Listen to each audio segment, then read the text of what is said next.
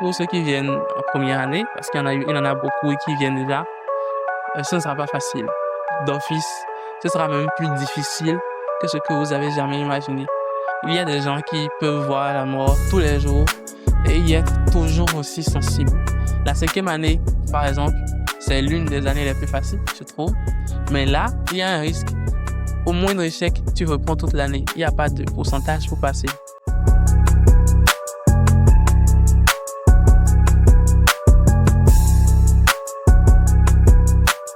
Avant de commencer cette vidéo, j'aimerais glisser une petite information adressée à tous les étudiants de la FSS, surtout les étudiants en médecine dans le monde. Comme vous allez le remarquer, quand vous allez regarder la vidéo, je n'ai pas posé un tas de questions, peut-être des questions précises, des questions que vous avez envie de poser à un doctorant ou même peut-être un docteur. Donc j'invite tous ceux qui sont en médecine ou qui sont à la FSS, un numéro va s'afficher là, où je vais vous laisser le droit, vous présenter et vous poser la question que vous aimeriez avoir des réponses. Et là, prochainement, peut-être même, ça sera peut-être un docteur même, il va répondre à toutes les questions que vous souhaitez, des questions précises, des questions qui touchent un domaine précis dans votre filière. Comme je suis pas en médecine, donc je ne peux pas poser forcément toutes les questions que vous avez vraiment besoin de savoir. Donc n'hésitez pas, contactez le numéro, écrivez juste votre nom, présentez-vous rapidement et posez la question. Aussi, j'ai perdu mon compte Instagram à cause de quelque chose. Donc, je ne suis plus actif sur Instagram quand même jusqu'à un certain temps.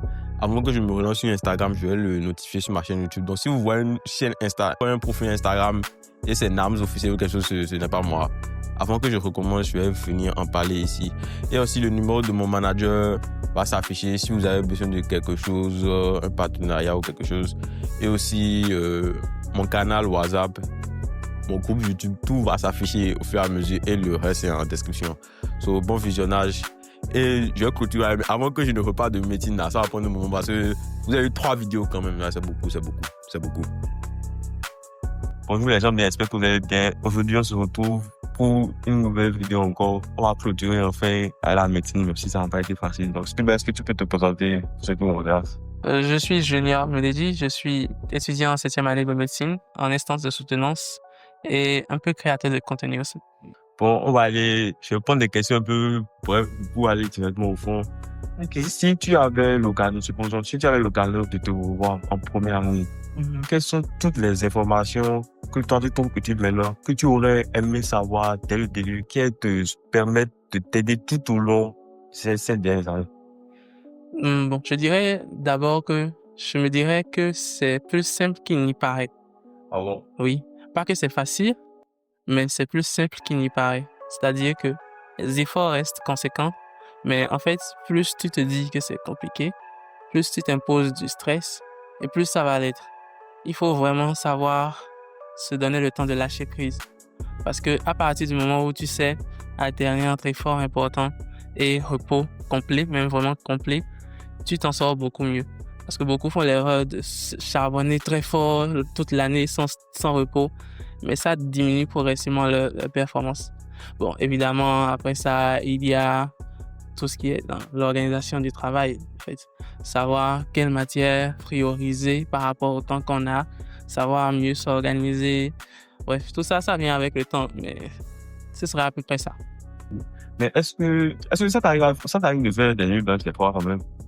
Ah oui. Mais c'est venu de moins en moins avec le temps. Parce que j'ai compris que devant une épreuve, si je connais 60% du cours, que j'ai bien dormi, je peux rendre les 60%. Si j'ai bûché 100% et que je n'ai pas dormi, je serai parfois incapable de rendre même 50%. Donc, après, je pense à la 2e année, je me suis dit non. Quel que soit le niveau où je suis, quelle que soit la difficulté de l'épreuve, je fais toujours en sorte de dormir. Donc, je peux faire 1 heure, bien 45 minutes de leçon intensive, faire 15 minutes de pause. Parfois, on n'a même pas sommeil. Et le repos, ça peut être juste coucher, téléphone éteint, cours sur le côté, vraiment déconnecter, relancer, déconnecter, relancer. Et après, prendre une petite pause de 30 minutes avant de commencer.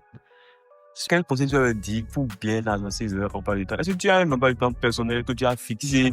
Ou bien, comment tu arrives à avancer les cours? C'est une question difficile. Parce que je n'ai malheureusement jamais vraiment eu d'emploi de temps. c'est vraiment, on suit les cours, il y a une période de calme relatif où on fait pas toujours grand-chose, hein, il faut le reconnaître. On est vraiment au repos, voilà. Et en fonction du niveau de chacun, c'est pour ça qu'il faut se connaître. En fonction du niveau de chacun, du temps qu'il faut avant les concours, chacun sait comment se programmer maintenant pour démarrer. Parce que ce qui est sûr, c'est que malheureusement ou heureusement, plus on s'approche, plus on apprend vite. Il y a des choses qu'on bûche, quoi, fait 4 chapitres en 1 heure, alors que 1 mois avant, tu ne pourrais pas faire un chapitre en 2 jours. Donc, il faut vraiment savoir comment chacun fonctionne et s'organiser dans ce temps-là. Maintenant, une fois que tu sais comment ça marche, à toi maintenant de faire le planning. Quelle matière est plus facile à apprendre qu'une autre? Quelle matière entre mieux qu'une autre? Parce que là où moi j'aurais de la facilité à apprendre l'anatomie, certains vont préférer plutôt l'immunologie, ça dépend. Puis maintenant, en fonction de la quantité qu'on peut absorber, enfin, ça dépend vraiment de chacun. Ça dépend vraiment de chacun. Juste qu'il faut se connaître, essayer des choses et voir comment ça marche. Donc là, tu es presque docteur, doctorant, bon, moi, je ne mettrai pas bien les thèses. Plus ou moins. Ça fait presque 8 ans que tu es en médecine, donc quelle spécialité tu veux faire et est-ce que tu savais dès le début la spécialité que tu allais faire ou bien c'est au fil des années tu as vécu ça me plaît, ça me dit vraiment pas trop. Bon, faut savoir que au début, on vient tous un peu avec une idée, hein. Il y en a qui disent, beaucoup disent qu'ils veulent être neurochirurgien. Il y en a qui disent que je ne pense pas en connaître un seul qui a gardé la même idée du début jusqu'à la fin. Parce qu'il faut savoir que ça dépend des cours. Quel cours t'a intéressé? Ça dépend de la façon dont l'enseignant a fait son cours. Quel enseignant t'a fait s'intéresser à son cours? Ça dépend parce qu'on fait beaucoup de stages, vraiment beaucoup de stages. On en fait jusqu'à la fin de l'année, jusqu'à la 7e année quasiment. Quel stage ça t'a marqué positivement ou négativement? Parce que si tu dis que tu veux faire la pédiatrie et que, en tout cas, ce qu'on est, et que ça te chauffe, tu peux te dire après, ah non, moi, je ne ferai pas ça. En revanche, j'ai fait la traumato, j'ai aimé, je vais faire la traumatologie. Donc, ça change souvent, quasiment toujours. Moi, en venant, pas exactement. C'est vrai que j'avais aussi pensé à la neurochirurgie, mais je me voyais plus en biologiste qu'en médecin. C'est-à-dire que je voyais plus l'aspect découvrir des vaccins, bon, soigner des gens évidemment, mais je n'avais pas vraiment une idée claire de toutes les branches qu'il y avait dans la santé. Maintenant, quelle spécialité je vais faire maintenant? Je pense un peu vers la gastro-entérologie parce que c'est quand même très large comme spé. Ça peut permettre de vivre, il ne faut pas oublier ça. Et voilà, j'aime bien. C'est surtout, il faut être à l'aise dedans. Il faut penser à sa vie après la médecine parce qu'on veut avoir une famille, tout ça. Bref, il faut faire en fonction de chacun. Maintenant, il faut penser au cash aussi. Maintenant, est-ce que tu fais la médecine par passion ou bien c'est à cause de l'argent que tu as commencé à faire la médecine? Non, si c'était à cause de l'argent, j'aurais jamais commencé. C'est vrai que comme pour beaucoup, on ne voyait pas forcément la vie de médecin comme celle d'un riche. Mais on se disait quand même on allait être à l'aise. Même si la réalité, c'est pas vraiment ça, hein. Mais pas pour devenir riche. C'était pas vraiment ça. À la base, il y a eu beaucoup de facteurs qui ont fait que j'aurais peut-être pu faire autre chose parce que je m'en sortais quand même plutôt bien en mathématiques, en physique et tout ça. La biologie, c'était pas forcément le numéro 1 en termes de points forts. Mais je me voyais entre autres faire ça. Donc finalement, c'était une question de choix. Parce que vous savez, on te donne un week-end pour choisir ta spé. Donc tu prends tout ce qui te vient à l'esprit en premier lieu, tu balances et le classement a fait son travail. Mais au-delà de ça, oui, si c'était à refaire, je le referais. En revanche, est-ce que je le conseillerais? Je ne sais pas. Ça dépend. Il faut vraiment être informé pour prendre la bonne décision. Bon, j'ai eu à interviewer 2 étudiants. D'abord, une première qui est étudiante à la FSS en 2e année et un deuxième, bon, forcément, avant cette vidéo, vous allez voir ça, un deuxième qui fait la médecine à Thiès, au Sénégal, qui a carrément une expérience. Donc, pour toi, quel conseil tu as donné à quelqu'un? Ouais, donc, bon, les vidéos qu'on a, on a juste l'expérience de 1e et 2e année. Maintenant, 3e année, 4e année, 5e année, 6e année, si on doit parler de ça, ça risque d'être long, hein. En fait, il faut savoir que chaque année, en tout cas chez nous au moins, chaque année a sa spécificité. Et il faut vraiment, En médecine, l'adaptation, c'est primordial. Même quand vous allez en stage, on vous envoie dans un service où vous n'avez jamais mis pied. Parfois, vous n'avez pas encore fait le cours même. Mais le jour où vous rentrez dans le service, on veut que vous soyez déjà en mesure de travailler comme si vous aviez toujours été dedans. Donc, l'adaptation, c'est vraiment une qualité primordiale quand on veut s'en sortir. Et c'est surtout ça. Chaque année a ses spécificités. Je donne l'exemple. Deuxième année, il y a beaucoup de matières, plus que les autres années. Mais il faut justement savoir s'adapter parce qu'il y a quelques heures de stage là qui sont pas importantes, pas du tout. Mais c'est un nouvel élément, ça fatigue. Les cours sont nombreux, il faut savoir que ceci, il vaut mieux que j'apprenne ça de cette façon parce que sinon tu te retrouves débordé. Tu vois. La 5e année, par exemple, c'est l'une des années les plus faciles, je trouve. Mais là, il y a un risque. Au moindre échec, tu reprends toute l'année. Il n'y a pas de pourcentage pour passer. Au moindre échec, tu dois avoir fini avec toutes les matières, tu vois. Dans le même temps, il y a moins de matières, mais chaque matière est volumineuse. Donc, si tu apprends de la même façon qu'avant, tu vas te retrouver à la veille des compos avec vraiment une tonne de choses à apprendre, tu as foutu. Donc, chaque année, vraiment, il faut prendre le temps de s'adapter. Maintenant, bon, on n'aura pas le temps de détailler tout ça. Maintenant, vous faites stage aussi. Bon, comment ça se passe concrètement à partir de la 3e année? Est-ce que vous faites stage, mais il y a des cours? Comment? Non, en fait, nos cours et stages, je t'explique. En première année, c'est que les cours, d'accord. Deuxième année, lundi, mardi, jeudi, vendredi, on fait les stages de 10h à midi. Ce qui fait qu'avant le stage, on fait cours. Le soir, on fait cours, mais de 10h à midi, on fait stage. Dès la 3e année, c'est tous les matins le stage. Et le soir, on a cours. Sauf qu'à partir de là, on commence les gardes de 8h. Donc, tu fais la garde le soir, tu poursuis avec le stage le lendemain. Et le soir, tu viens au cours et chacun son tour. Le week-end, il faut que tu fasses la matinée, quelqu'un fait la soirée, etc. Dès la 4e année, ça change encore un peu. Parce que même si c'est toujours stage le matin et garde le soir, le week-end, vous faites vers 4h. Donc, si tu commences samedi, moi, je vais me donner l'exemple du dimanche. Si tu commences le dimanche à 8h et que tu as stage le lundi, tu fais dimanche 8h. Oui. Mais c'est un exemple juste. Non, c'est la réalité. Tu fais dimanche 8h, tu continues jusqu'au lundi. Lundi, tu poursuis avec le stage jusqu'à midi, normalement, entre griffes. Et le soir, tu vas au cours, tu vois. Et le lendemain, tu as encore stage. Donc, ça épuise. En 5e année, là, ça change un peu. Parce qu'on fait toujours stage le matin. On fait toujours garde. Sauf qu'il y a 4 services sur 6 où il n'y a pas de garde. Donc, quand tu finis les services où tu te gardes, tu es relativement à l'aise. Mais c'est le piège parce qu'il y a beaucoup plus de choses à apprendre. Donc, la 6e année, c'est toute une autre histoire. Quasiment 1 an à l'hôpital, je pense. 51 semaines d'affilée à l'hôpital. C'est vraiment... Si je devrais faire mon classement des années les plus difficiles, la 6e année, c'est hors compétition. C'est vraiment en haut. Maintenant, de mon point de vue, la plus difficile, de la plus difficile à la plus facile, c'est 3e année, 1re année, 2e année, puis 5e année, 4e année. 6e année, là, c'est carrément... C'est autre chose. C'est pas qu'on t'évalue trop difficilement, mais tu es épuisé, on te pousse vraiment à bout, il y a le stress, il y a vraiment... En fait, tu vis la violence de l'hôpital tous les jours pendant quasiment 1 an. C'est pas facile. Bon, je vais mélanger ma dernière question en même temps avec quelque chose d'autre. Forcément, tu as eu à confronter la mort. Tu as eu à voir des cadavres, tu as vu qu'il y a avoir des maladies, des blessés, des gens amputés. Comment tu vois maintenant la vie après avoir vu tout ça? Parce que pour moi, quelqu'un qui fait la médecine ne peut plus voir les mêmes choses que nous qui vivons normalement. Bon, de mon point de vue, parce que vous voyez des choses que c'est pas tous les jours que nous on voit ça. Moi par exemple, je n'ai jamais vu la vérité. des cadavres, tout ça. C'est vrai que ça dépend des sensibilités, d'accord?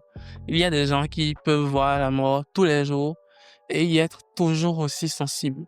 C'est-à-dire que il y a des médecins, j'en connais, qui voient un patient souffrir, limite elles ont envie de pleurer. Et en général, elles s'orientent vers des SP, il ou elle s'oriente vers des SP, où on ne voit pas trop ça, d'accord? Dans le même temps, il y en a qui n'étaient pas forcément très sensibles et qui se désensibilisent un peu. Ça ne veut pas dire que si on voit un patient mourir, ça ne nous dit rien. Pas du tout. On imagine toujours la tristesse, on voit les parents, il faut annoncer le décès. Les gens pensent qu'on dit ça juste pour dire, mais pas du tout. Quand tu vois 6, 8 personnes te regardent au moment où tu viens leur dire que leur parent est décédé, c'est une pression, voilà. Mais dans le même temps, si tu as 15 autres patients là qui sont instables, qu'il y en a d'autres qui viennent, tu ne peux pas te permettre de te calquer sur ce patient qui vient de décéder là. Sinon, tu vas laisser tout le reste partir. Donc, forcément, on est obligé de s'habituer. En revanche, ça ne veut pas dire que on sort de l'hôpital, on voit un monsieur en train de souffrir, on aura pas mal. Pas du tout. Pas du tout. D'ailleurs, c'est un décès d'une personne que tu connais, tu as toujours aussi mal.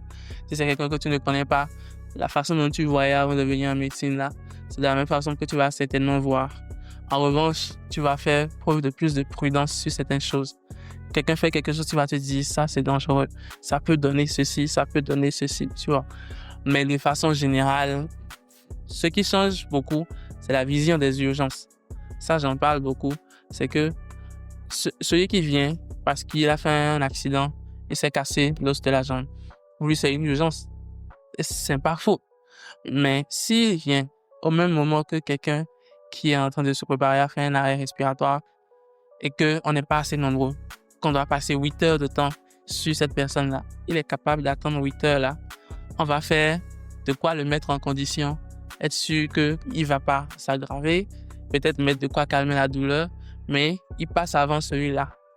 Et si il a encore la malchance que dans ce processus, il y en a 5 ou 6 qui viennent avec des conditions proches de la mort, parce que lui, on sait qu'il ne va pas mourir. Il peut faire même 5 jours là, il ne va pas mourir.